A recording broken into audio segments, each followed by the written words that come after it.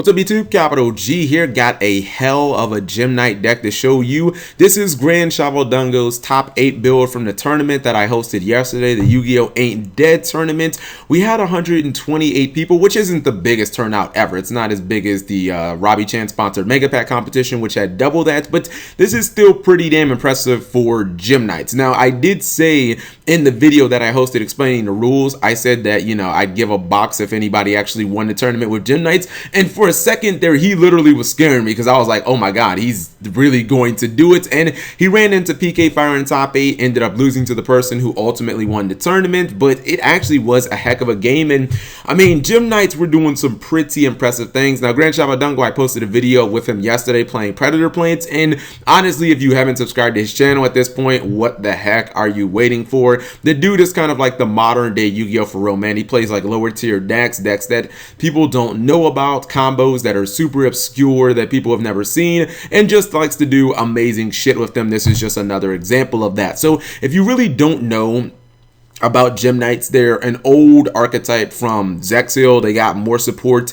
in Clash of Rebellion because they had a character, a little girl on the TV show, and she had a couple of duels early in Yu-Gi-Oh! Arc V, and obviously they needed to give her more cards. So Gem Knights got more support in Clash of Rebellion, and the thing about it is every card that they got in Clash of Rebellion is amazing for the deck. They got 4 new cards. They got Brilliant Fusion, Absorb Fusion, Lady Brilliant Diamond, and they got Crystal Rose, and they're all imperative to this deck. Now, when I look at this build, it is definitely interesting, but you see that this build is built on, like, the core of this deck is obviously built on speed. I mean, you're going to look at the spells and you're going to see like the big spells that all Gem Knight decks are going to run. Like, yeah, the backbone of any Gem Knight deck is going to be Gem Knight Fusion, Absorb Fusion, and Brilliant Fusion. Your 3 fusion spells, although I don't really use Absorb Fusion to fuse that much. I mean, you just don't really do it that often. You will maybe once in every blue moon or whatever. That's because your materials get banished, and you don't really want to do that. You want your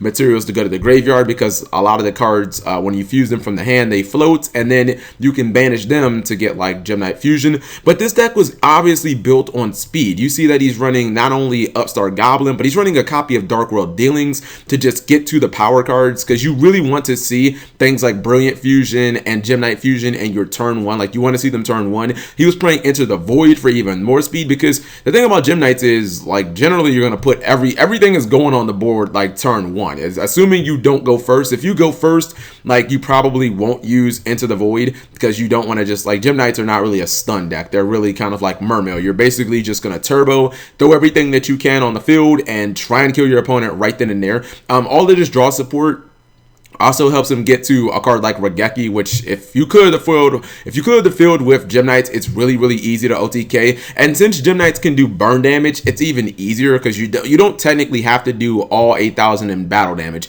Like, the deck can do burn damage because of Lapis Lazuli, and a lot of times you can throw Lapis Lazuli on the field, you can burn your opponent for maybe like 1,500, and then you can bring out like Master Diamond and you can end up burning them again for a little less damage. But the deck is like really fast. There were a couple of things in here that I saw and I was like, well, it kind of verified that they're really solid cards in Gem Knights. Cards like DDR essentially gets a banished card. Well, you guys know what DDR does, but you discard. There's a lot of discard cards in Gem Knights. It's really not that big of a problem because you guys know that you can use Gem Knight Fusion as your discard fodder for things like Twin Twister, for things like DDR. You can use it over and over and over again because you keep banishing Gem Knights from your graveyard, and then you just keep adding cards.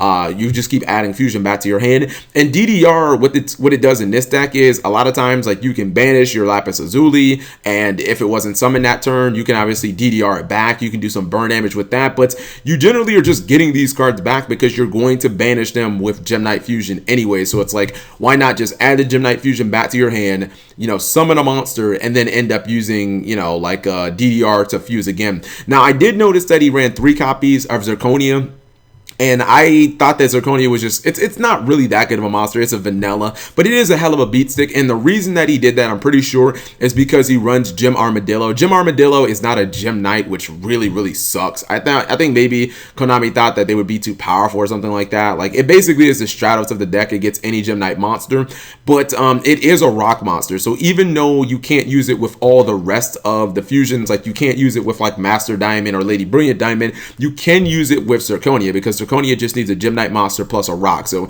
this card isn't completely dead on the field. You can actually use it to summon like Zirconia. So that's why he maxed out on Zirconia's. Foolish Burial is in here mainly to send like Lazuli or to send Gem Knight fusion in case you don't draw it. If you go like Brilliant Fusion, the thing is, if you get Brilliant Fusion, you usually will summon like Lady Brilliant Diamond, and you'll get 3 cards in the graveyard. A lot of times, one of them will be like, you know, you'll send a couple of normals, and maybe you'll send like a Lazuli. One of those cards will go to your hand because of Lazulis, and then if you Foolish Burial your Gem Knight Fusion, you're pretty much like ready to go, and you just have like tons and tons of plays. The second card that I saw and I was like, yeah, it confirms that this is good, is Unexpected Die. Gem Knights are generally going to run about 4 to 5, maybe even 6 copies of just straight vanilla monsters. They're not that bad. Like, this is like the only deck in Yu-Gi-Oh where vanilla monsters just aren't really that bad, because you have cards like Lazuli that when you send it to the graveyard, it adds a vanilla to your hand. You have Obsidian, which when it's fused with from the grave or from the hand, then it ends up using, or it ends up summoning that vanilla so that you can do, you know, more fusing plays. Now, you guys might notice that there aren't many Xyzs in this deck, and that's simply because Gem Knights are a fusion deck and they're fusion based, and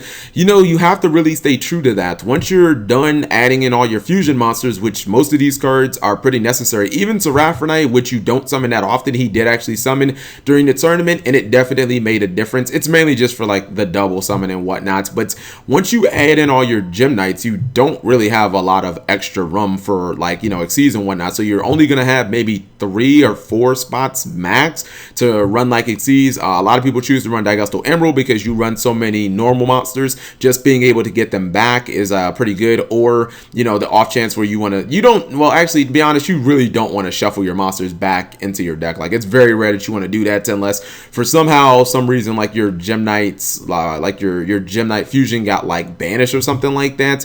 But Castel is always a good card, and he decided to run Titanic Galaxy just as like a stun monster in case for some reason you can't actually game somebody. Gem Knights, in my opinion, are not really, like, they're not long for traps. I think if Konami ever gives Gem Knights more support, if Masami comes back into the anime, I know they do have a trap. I freaking watched the duel yesterday of Masami versus Yuzu Part 2, and I totally forgot what the Gem Knight trap is. It's the one that does the direct damage when a Gem Knight monster is destroyed by a battle or card effect. It honestly doesn't really fit the archetype that well. What I think Gem Knights kind of need, which would ideally fit them, they need kind of like a Mobius type Ryza combination, something that's like 2 Gem Knights that is like 2400, that would, like, once you fusion summon it, it would like bounce 2 monsters or 2 spells and try, like, and he just bounce 2 targeted cards to your opponent's hand. Like, that would be so perfect with Gem Knights, because this is a deck where you basically are trying to OTK all the time. That's how the deck operates. It's fast, and you really just don't look back. You don't run traps in this deck, and you always kind of have to have your pedal to the metal. And